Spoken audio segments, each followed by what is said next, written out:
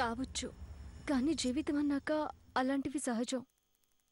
అంత మాత్రానికే చంపేంత శిక్ష వేయడం అవసరమా? మన అనుకునే ప్రతి వస్తువుని మనం ప్రాణంగా ప్రేమిస్తాం. అది దూరమైతే ప్రాణం పోయినట్టుగా ఉంటుంది. తిరిగి దాన్ని సొంతం చేసుకోవడానికి దానికి కారణమైన వాళ్ళ ప్రాణం తీసిన తప్పు లేదు.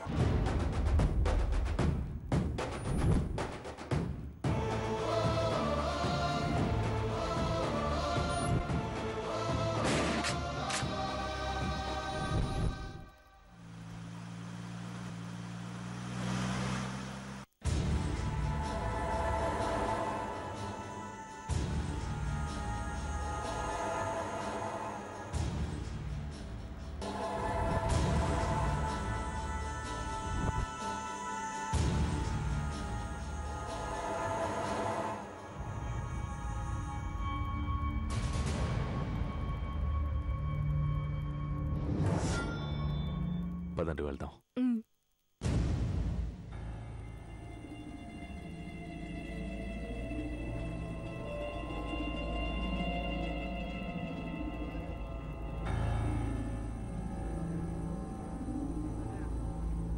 శ్రవంతి గారు, కారెక్కండి. ట్రీట్మెంట్ అయిపోయింది కదండి, ప్రాబ్లం ఏం లేదు. నేను ఆటోలో ఇంటికి వెళ్తాను. మిమ్మల్ని ఒంటరిగా ఎలా పంపను? ఇంటి దగ్గర డ్రాప్ చేస్తాను, కారెక్కండి. అది కదండి. No more arguments please.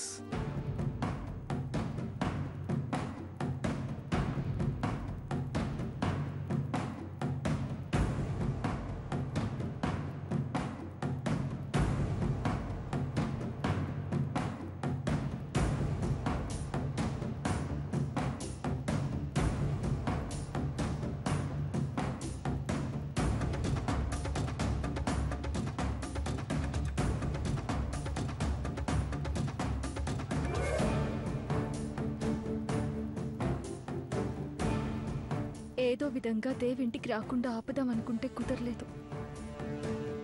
ఇంటి దగ్గర జానుని చూశాడంటే ఇన్ని రోజులు నా చెల్లిని కాపాడుకోవడానికి చేసిన ప్రయత్నం అంతా నాశనం అవుతుంది. ఏం చేయాలి?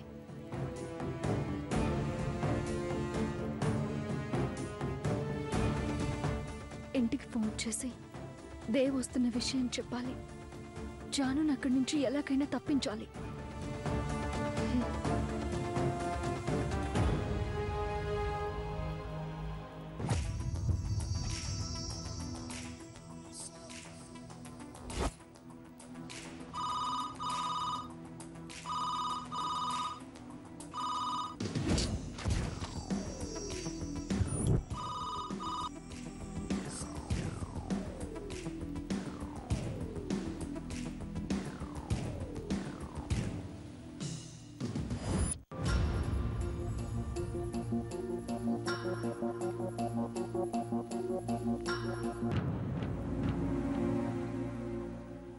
ఏంటి శ్రవంతి గారు, ఫోన్ ఎవరు లిఫ్ట్ చేయడం లేదా?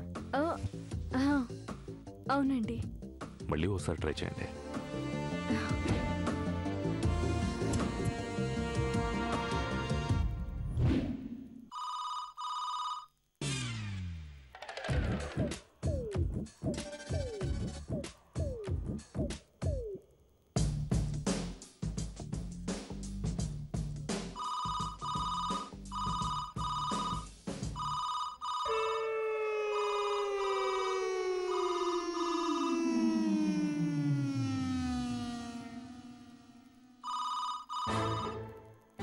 ఎవరైనా ఫోన్ లిఫ్ట్ చేయండి.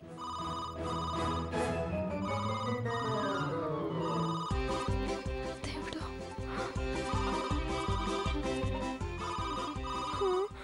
వామ్మో, ఎవరైనా ఫోన్ లిఫ్ట్ చేయాలి. ఫోన్లో ఎవరై ఉంటారు?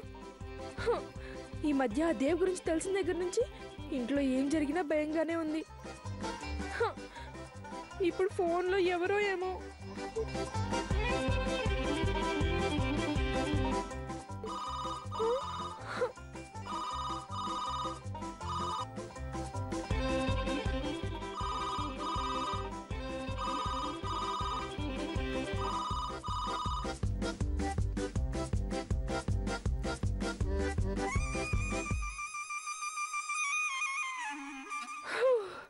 అమ్మయ్యా, ఫోన్ కట్ అయిపోయింది.